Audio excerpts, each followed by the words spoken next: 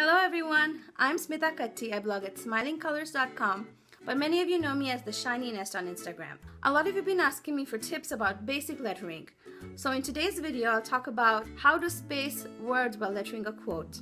So brush lettering basically is all about having thin and thick strokes. Your down strokes are thicker than the up strokes. And I have these free printables, and I also have another video talking about that you can check out over here. But today we're going to be lettering a quote. And this quote is actually something that I lettered 2 years ago in the beginning of my lettering journey. I was not able to figure out any of the brush strokes, but I liked these words, so I wrote them down. So let's try duplicating this today. And I'm not going to do it in a sketchbook. I have some good quality paper here. This is by HB, and I will link to this paper because I highly recommend you start with it. When it comes to brush pens, I almost always use my Tombow dual brush pens. This is the colorway that I would suggest you start with, simply because it has a rainbow of colors and it suits almost everybody's needs. Let's take out some colors. So the colors I've used in this are pink, darker pink, and the purple. I think it's this purple. So the first thing you want to do is make sure that your marker has a nice sharp tip. And the way you can keep your marker tip sharp and pointy is by using good quality paper. So I'm just repeating the same things I feel these days. Paper, good quality pen equals fun brush lettering. So let's start the words here. I'm going to start with the word setting, and I like it to be in the center. So I'm just going to start with the S, E, T, T. I don't like to add the line across the T's yet. I'm going to add a flourishy one at the end. I, N. Again for the G, I kind of want to see how the G goes, like how much space I have in the second line. So I'm actually going to stop at this point for the first word. I'm going to start the second word. So setting, gold is the. So let's do the gold here. I'm going to take my G closer to the S because that looks prettier. You don't want to have large white spaces. You want your letters to be as close to each other as possible. So when it comes to L now, I don't really like the lowercase l. I'm going to write a capital L and mix and match my fonts. That just makes it look more quirky and special. Gold.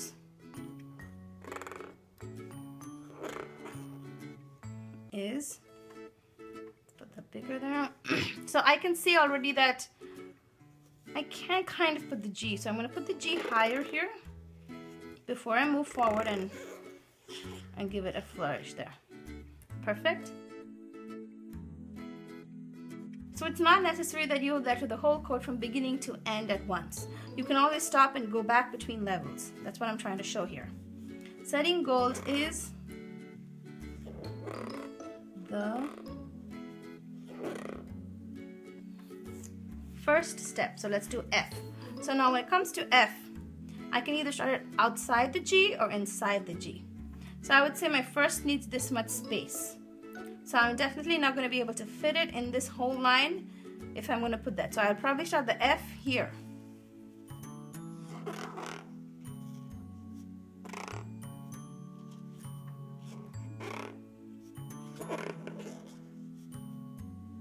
Again, let's put a capital T in between, just for fun. Step. S is one of my favorite letters to write, just because my name starts with an S, I'm sure. But it is the first step. So see here, I forgot to put the brush in.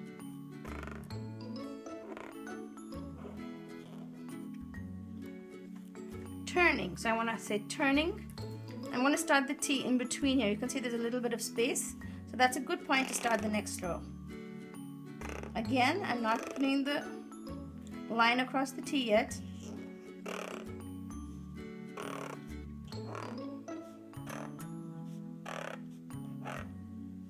Okay, so I have the G. Now I'm not yet sure how I want the G to go. I'm going to leave space for the G. I'm going to continue with the T. So here, if you see, I have a heart and I have all this space here. So what I'm going to do here instead this time is I'm going to do a flourishy flouncy G, so that I'm occupying a bit of that space. Yep, that looks good. Okay.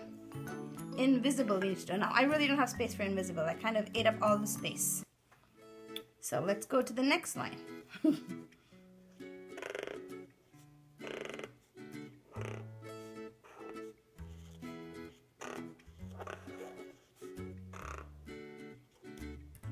I can't really letter and talk all that well, so I pause and talk. Give me a second.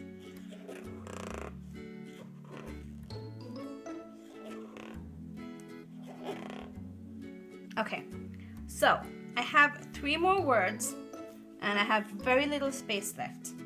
So I've almost lettered myself into a corner. So what we're going to do is I need to do into the visible. So we're going to put into the and put visible over here. It's going to be quite compact, but we're going to do it.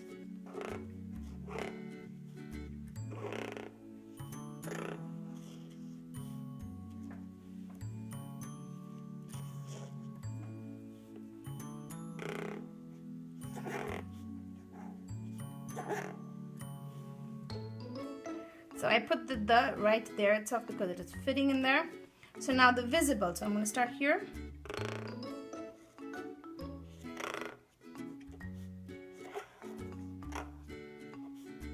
So you can see that I'm a little scared right now if I'm going to fit this word or not, and my upstrokes reflect that. So I'm going to take a minute, calm down, okay? We can do this.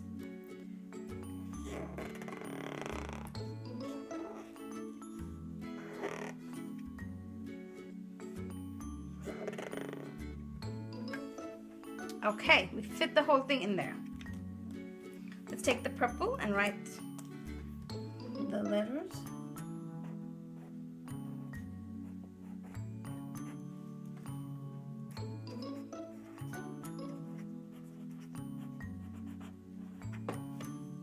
Okay, so let's add some hearts.